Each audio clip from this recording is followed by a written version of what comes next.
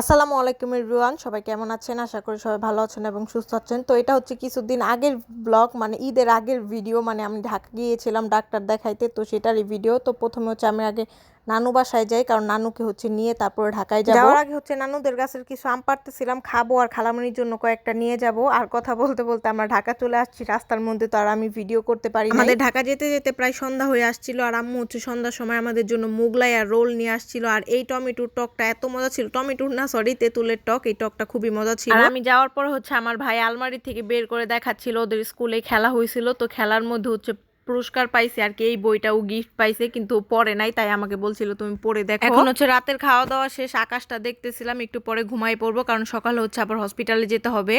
এটা হচ্ছে তারপরের দিন সকালের ভিডিও, প্রায় 8টা-9টা বাজে তখন আমরা হচ্ছে রওনা দিয়েছিলাম হসপিটালে যাওয়ার উদ্দেশ্যে। আমি, আম্মু, নানু, আমরা সবাই হচ্ছে ডাক্তার দেখাবো। আমরা হচ্ছে ডাক্তারটা ঢাকা মেডিকেল দেখাই, আর ঢাকা মেডিকেলে অনেক পরিমাণে ভিড় থাকে, তাই হচ্ছে একটু সকালেই গিয়েছিলাম। আর ওইদিকে আম্মু হচ্ছে টিকিট নিচ্ছিল। আমার আর আমার নানুর হচ্ছে ডাক্তার দেখানো হয়ে গেছে, আর আম্মুর হচ্ছে এখনো ডাক্তার দেখানো হয় নাই, তাই আমি আর আমার নানু মিলে চিন্তা করলাম হসপিটালের ক্যান্টিনে বসে আমরা কিছু খাই, আর ওই দিক দিয়ে আম্মু হচ্ছে ডাক্তারটা দেখায়। আম্মুর ডক্টর দেখাইতে অনেক দেরি হবে, কারণ আম্মুর সিরিয়াল অনেক পিছে, তাই হচ্ছে আমি আর আমার নানু বাসায় চলে আসি।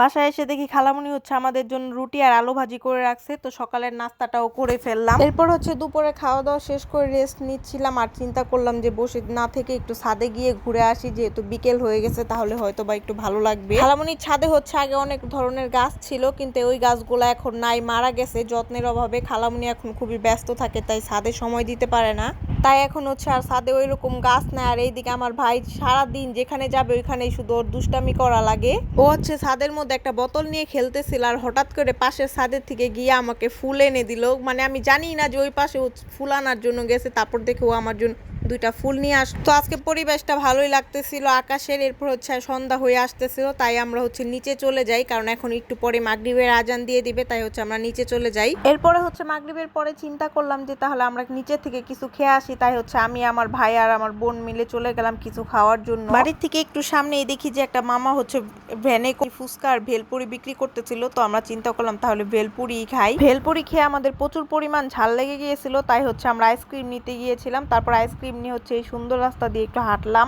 রাস্তাটার মধ্যে হচ্ছে সুন্দর করে লাইটিং করা ছিল, তাই আমরা একটু ঘুরে টুরে গেলাম। আর ঘুরে যাওয়ার পরে বাসায় যেয়ে দেখি খালামুনি হচ্ছে আমাদের জন্য চা বানাইছিল, তো একটু চাও খেয়ে নিলাম। এরপর আমার বোনকে হচ্ছে খালামুনি বকা টকা দিয়ে জোর করে পড়তে বসায়, কারণ আমি আসাতে ও সারাদিন পড়েই নাই, কালকে ওর ক্লাস আছে, এখন পর্যন্ত হোমওয়ার্ক কমপ্লিট করে নাই, তাই হচ্ছে ওকে পড়তে বসাইছে। তারপর রাতে খাওয়া দাওয়া শেষ করে বসে বসে একটু আকাশ দেখতেছিলাম। এখন হচ্ছে ঘুমায় পড়বো। তো সবাই ভালো থাকবেন, সুস্থ থাকবেন, আল্লাহ হাফেজ।